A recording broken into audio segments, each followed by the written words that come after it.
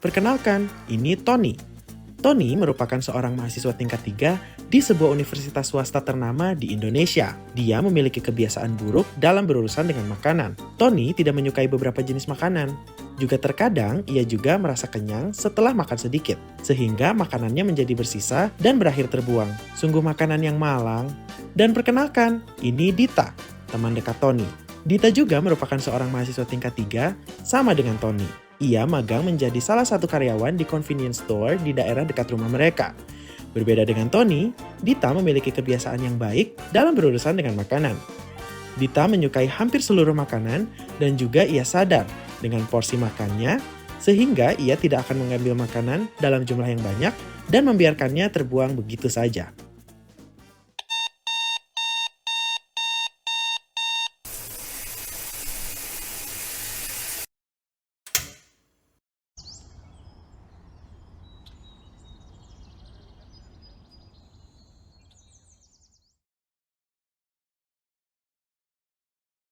Wah, gawat, bisa terlambat nih.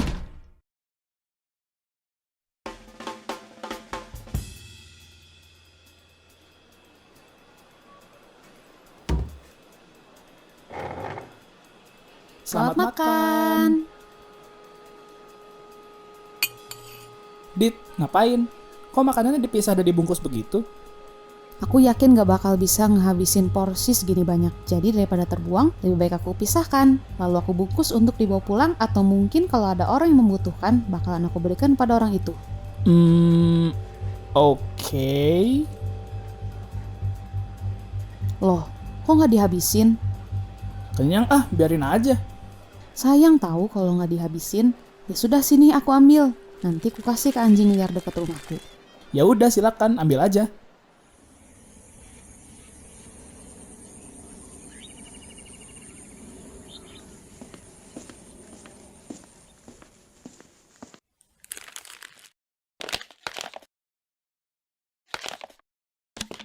Permisi, Pak.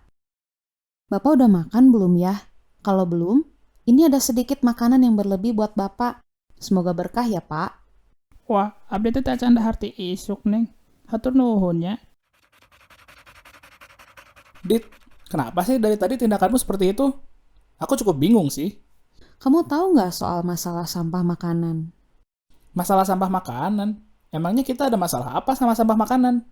Ini deh, aku kasih lihat kamu salah satu video yang aku tonton, biar kamu lebih ngerti tentang sampah makanan. Hai, tahukah kamu bahwa sampah makanan menjadi masalah yang cukup serius? Mengapa demikian? Sebuah laporan menunjukkan bahwa sampah makanan yang tertimbun mencapai angka yang tidak kecil, yaitu 1,3 miliar ton per tahun di seluruh dunia. Atau di Indonesia sendiri mencapai 23 hingga 48 ton per tahun selama periode tahun 2000 hingga 2019.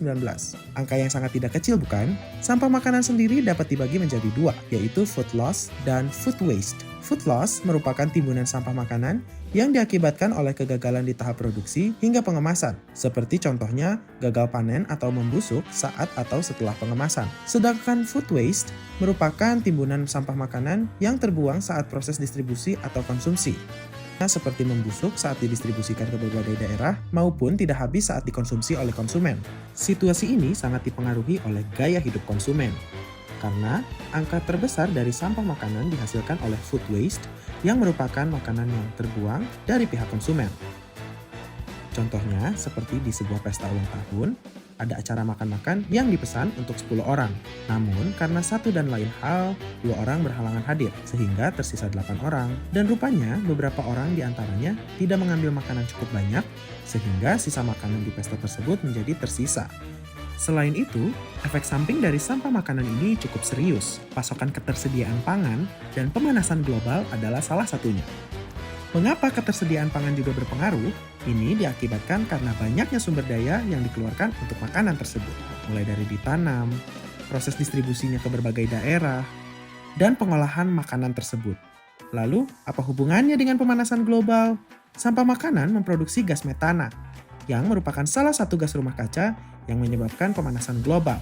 Dengan sampah makanan yang menumpuk, gas metana yang tercipta juga akan menjadi semakin banyak, yang meningkatkan juga potensi pemanasan global. Dan jika potensi pemanasan global meninggi, dapat berakibat juga pada iklim, seperti kutub yang semakin lama semakin mencair, dan berefek kepada permukaan air laut yang naik di seluruh dunia.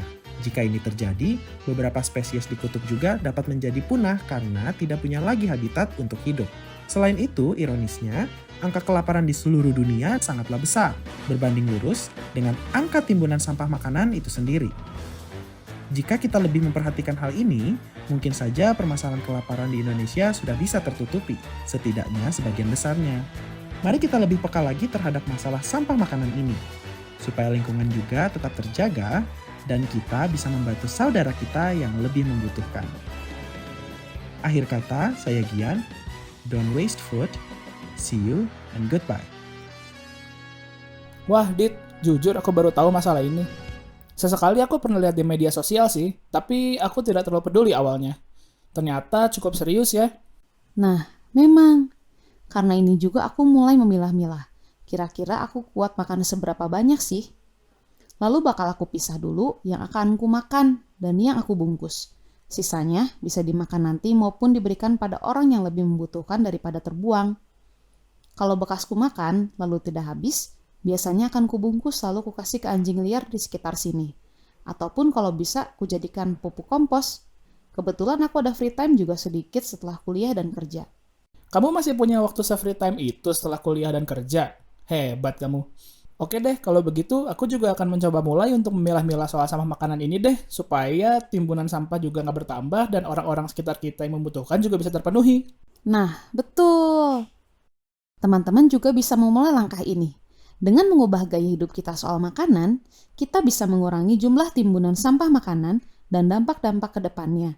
Serta, kita juga bisa membantu mengurangi angka kelaparan dengan memberikan makanan kita yang berlebih kepada orang-orang yang lebih membutuhkan.